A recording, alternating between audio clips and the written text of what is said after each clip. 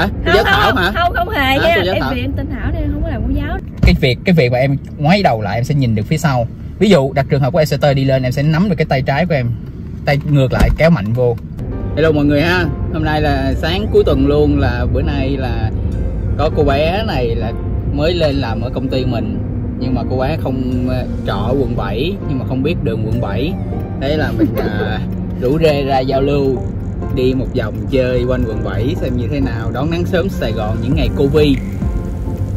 Thảo, em thấy là Sài Gòn là vắng như Tết hay như thế nào, anh chia sẻ thử xem. Em chưa biết Sài Gòn Tết luôn, em mới lên Sài Gòn khi mà mới lên Sài Gòn luôn á hả? Vậy lúc trước là em ở đâu? Lúc trước là em thì em quê Vĩnh Long nhưng mà em học với lại lúc trước làm ở Cần Thơ. Vậy hả? Nên đây là lần đầu tiên em lên Sài Gòn sống luôn. Rồi, vậy tính ra là em làm ở Cần Thơ rồi em lên Sài Gòn, mà dưới Cần Thơ là em làm về cái gì ta? Không phải gì làm dưới Cần Thơ thì em làm trong một trung tâm cho những đứa trẻ mà bị tự kỷ á. Vậy là tính ra là cũng là giống như một dạng cô giáo vậy đó, nhưng mà cô giáo như thế nào? Cô giáo Thảo hả? Không hề nha. Em tên Thảo nên không có làm cô giáo đâu. Thì anh cứ vậy thôi chứ ai nghĩ gì anh đâu có biết. Nhưng mà nếu mà em lúc trước ở Cần Thơ đã làm như vậy thì sau khi em lên Sài Gòn thì chia sẻ các bạn ha, cái bên công ty của mình là làm về ngành online digital marketing, thì cô bé này là vô giống như là lính mới hoàn toàn luôn, không biết gì cả. Thì em nghĩ như thế nào về trải nghiệm của Sài Gòn tính đến hôm nay em ở Sài Gòn được nhiêu? 3 tháng hả? 2 tháng? Dạ 3 tháng. 3 tháng rồi. Tại vì em lãnh 2 tháng lương rồi đó. Rồi vậy luôn. 3 tháng luôn. Hên quá, không phải mình duyệt lương cho cô gái này, không phải mình duyệt lương cô gái này, người khác duyệt lương. Nói chung cũng chưa trải nghiệm gì nhiều tại vì mùa dịch bệnh nên em cũng chẳng ra ngoài được nhiều. Với lại nghe nói Sài Gòn đông xe lắm. Nhưng vậy đúng rồi. Thì hiện tại là như các bạn biết là thời điểm này vẫn Sài Gòn đang nằm trong giai đoạn cách ly. Thì bữa nay là nhiêu ta?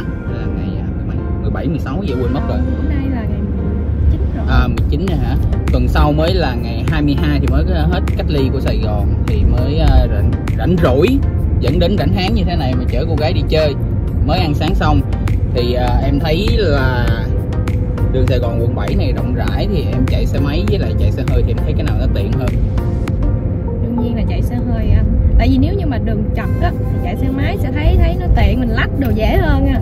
Còn đi đường rộng như vậy đi. Ủa mà em cô giáo Thảo, em cần lách làm gì đi lẹ vậy? Nhiều khi mình ngoài đường nóng quá. Vậy quá hả? Nóng, đi Sài Gòn nóng nắng hơn Cần Thơ. Vậy thì trước lắm. Khi mà em rồi đồng ý trong 2 tháng vừa rồi thì mình cũng không có giao lưu với cái cô bạn này ha, cô bé này ha. Thì nếu mọi người quan tâm thì có thể đường link Facebook sẽ nằm dưới description, mọi người tìm hiểu sau, mình không quan tâm. Nhưng mà cái cảm giác đầu tiên mà khi anh nghĩ là lúc trước ở dưới kia em đi này nọ thì đi học thì là xe máy rồi, nhưng mà cái việc mà em đi lại ví dụ như từ Sài Gòn Cần Thơ hay Sài Gòn Vĩnh Long á, em có đi xe khách rồi thì cái cảm giác nó xe khách nó cũng là xe hơi nhưng mà nó khác. Nhưng khi em bước lên một cái xe hơi cá nhân thì nó như thế nào? Cảm nhận đầu tiên của em như thế nào? Đi xe cá nhân thì em cảm thấy thoải mái hơn, mà nó sạch sẽ hơn nữa. Cái đó thì xác nhận, hầu như ai cũng biết hết.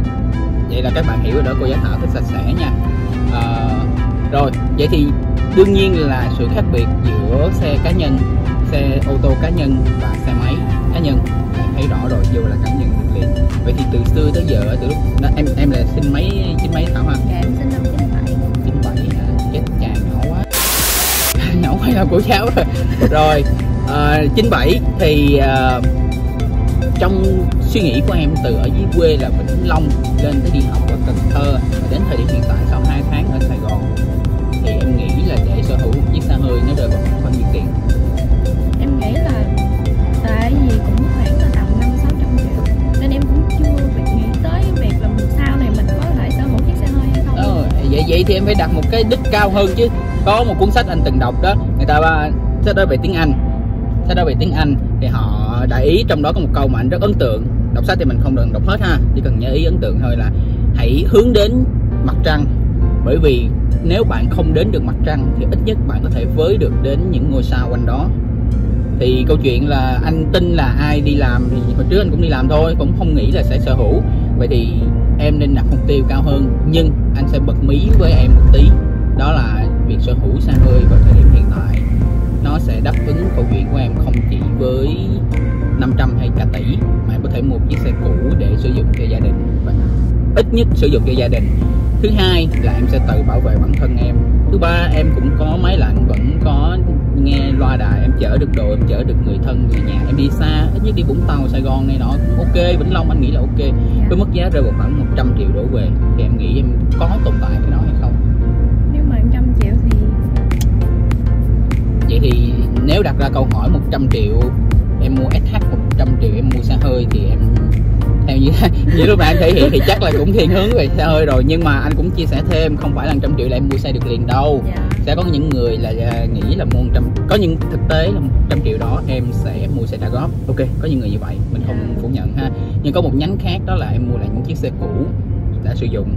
Nó giống như xe máy vậy đó, xe hơi bây giờ như xe máy vậy đó, một chiếc Kia Morning, chiếc gì đó hatchback nhỏ phù hợp với dáng người của em. Mà không biết em cao bao nhiêu ta? Em cao 3 mét bẻ đôi à anh ơi. 3 mét bẻ đôi. Vậy là nãy giờ mình đã phỏng vấn cô giáo Thảo cho các bạn rồi. 3 mét bẻ đôi các bạn có thể hiểu là khoảng bao nhiêu để các bạn gì đó mình không biết ha. Thì rõ ràng là em bước vào và em thấy cái độ rộng của xe với một cho ví dụ đi, mét chiều cao của em là 1 mét, 3 mét bẻ đôi thì cỡ như Kia Morning anh nghĩ nó phù hợp với em chạy. Kiếm số sàn số tự động thì chuyện đó chi tiết mình không bàn phía sau, mình chỉ bàn về cái giá và trải nghiệm của xe thôi ha. Thì vậy thì em nghĩ rằng khi sở hữu những cái đó, với khi anh mới chia sẻ cho em 100 triệu đổ về với sở hữu được xe hơi thì em sẽ nghĩ cái gì ngay sau đó?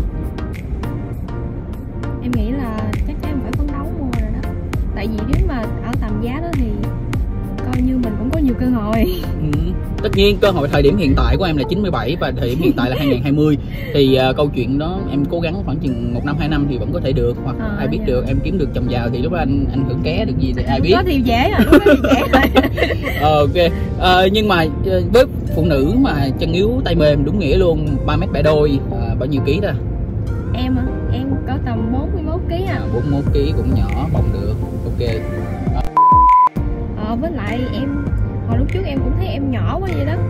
Không biết là lên nó có kiểu như nó có hạn chế gì không? Thì lúc nãy anh có chia sẻ với em ha, tại vì em đang ngồi một xe dạng sedan hạng sang tầm trung đúng nghĩa luôn, thì em sẽ thấy nó rộng và em thấy cái độ đi chân của em rộng. Nhưng khi với dáng người của em lên cỡ chừng như Kia Morning hay là những chiếc hatchback nhỏ nhỏ, hoặc ví dụ là VinFast Fadin thời điểm hiện tại đều khoảng 350 triệu là giá mới, anh đảm bảo với em ngồi rất rộng rãi và dư sức giống như một chiếc vừa đi ngang đó, chiếc màu bơ đó, đó xanh bơ mà nội, đúng không? Xanh bơ mà giống cái áo em đó. Cái thì chắc chắn là em sẽ ngồi dư sức.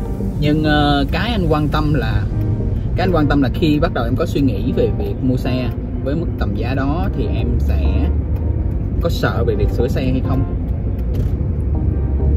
Tại vì chắc chắn khi em bước lên xe hơi á, nếu mà xe đó hoạt động bình thường, hoặc ví dụ là có người nhà biết hoặc bạn bè biết xe có thể giúp em, hỗ trợ em trong việc từ lúc mua xe cho đến lúc ví dụ có vấn đề về sửa xe thì cái đó em sẽ đỡ nặng đầu. Nhưng đặt trường hợp mà em không có, hãy đặt trường hợp bỏ hết đi, tự mình là bản thân mình là tốt nhất. Anh nói luôn chứ cố gắng nhiều mà thành công thì xã hội này ai cũng thành công hết rồi, cố gắng phải có may mắn nữa đó. Thì em nghĩ là em có đủ sức để cân xe nếu gặp vấn đề hay không? Nói chung với mức giá 100 triệu thì em cũng nghĩ là nó cái chất lượng nó chắc có thể là đi theo giá tiền đó. Với em thì ở đó giờ em chưa biết em chưa sở hữu thì đương nhiên đó là tâm lý chung của người Việt Nam rồi. Có một clip trước mà mình đã chia sẻ với các bạn ha, người Việt thường sợ những gì mà người ta không biết, thì đây là một minh chứng ví dụ cho cô giáo Thảo ở đây. Cô giáo không rất sợ những gì cô giáo chưa biết, nên nếu các bạn biết thì các bạn có thể chỉ cô giáo Thảo ha. Anh chia sẻ với em, tất nhiên mua xe cũ thì cũng sẽ có những vấn đề phát sinh, ví dụ như nhớt nhao, hộp số này nọ, rất nhiều. Tại vì xe máy bước lên xe hơi đó là một câu chuyện hoàn toàn khác và đó là một trải nghiệm hoàn toàn khác. Vậy thì ngoài đặt trường hợp là có người hỗ trợ thì không bàn, nhưng nếu không có người hỗ trợ thì nhất định em sẽ phải kiếm người hỗ trợ chứ sao nữa bà nội. Trời ơi, mẹ đi mua xe cũ mà tự đi ra mua rồi thấy xe nào đẹp, đám bánh bèo tụi bay cứ thấy xe đẹp là lao vô mua. Đúng rồi, tụi em là thấy bề ngoài mới sạch vậy đó là thích hơn, chứ tụi em đâu có biết là ở trong đó nó làm sao. Đấy, thì bởi vậy mày mới phải tham gia những channel giống như anh, không? Mọi người thấy hợp lý không? Đấy, tham gia để mình biết thêm là cuối cùng xe máy cũng như xe hơi, hai cái giống nhau, nó cũng có hút khí vô, cũng có lọc gió, có buji đánh lửa, có xăng hoặc dầu để đưa vô để đốt. Vậy thì cô giáo Thảo sẽ có thể tự tin nếu có các bạn chia sẻ cũng giống như là các bạn theo dõi channel của mình. Nhưng mà cô giáo Thảo mặt hơi ngu sáng nay vậy cô giáo Thảo. Yeah. Cô giáo Thảo mặt hơi ngu vậy. Sáng rồi mà. Ok, thì sau khi mình trải nghiệm ở đây thì đó là những cái chia sẻ hay các bạn ha. Nhưng phụ nữ khi bước lên xe, mình sẽ chia sẻ một vài thứ khác ở bên ngoài xe về cái gọi là văn hóa sử dụng ô tô mà mình nghĩ rằng ở Việt Nam không được nhiều thầy giáo Việt Nam hướng dẫn cho người học lái xe, và việc đó sẽ được diễn ra bên trong xe cũng như bên ngoài xe. Còn bên trong như thế nào thì các bạn chờ một tí. Rồi, ok các bạn ha. Thì hiện tại là xe dừng lại rồi và mình đang để góc quay để quay cô giáo Thảo để các bạn thấy.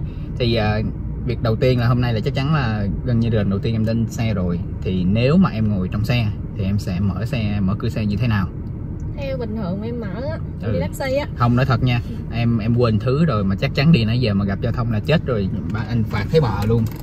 Quên đeo dây an toàn cho bà nội, thấy không?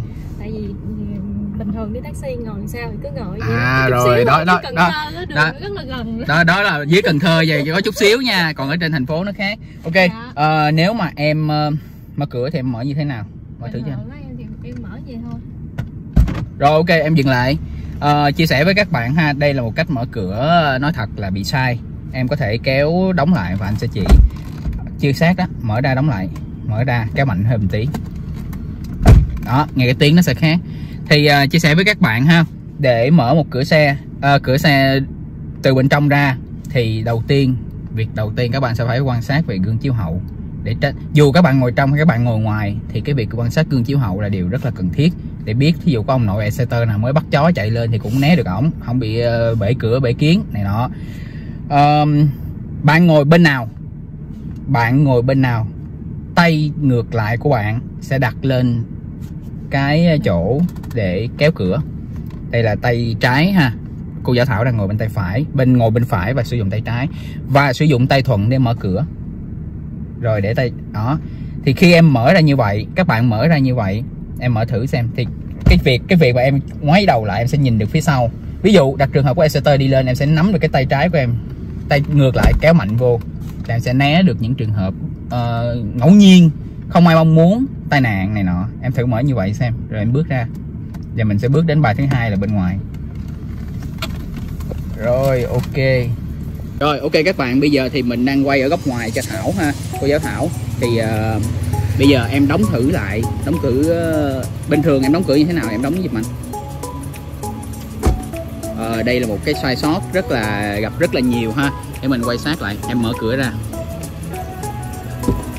Một số người Việt Nam á, họ đóng rất là nhẹ, không vô cửa. Một số người Việt Nam á, họ đóng giống như cô giáo Thảo, rất là mạnh, ở bên trong nghe rất là khó chịu. Nhưng các bạn sẽ đóng như thế này nè, bạn nhìn cái lẫy cửa của mình ha, khoảng cách cửa ha, thì mình sẽ đóng gần tới khoảng chừng 5 cm, bạn sẽ đẩy mạnh lại, nó sẽ khác hoàn toàn cái việc mà bạn đẩy. Em đóng thử xem. Rồi mở ra, em cứ đẩy gần tới cách khoảng chừng 5 cm thì mới đóng mạnh. Đấy, đó là sự khác biệt ha.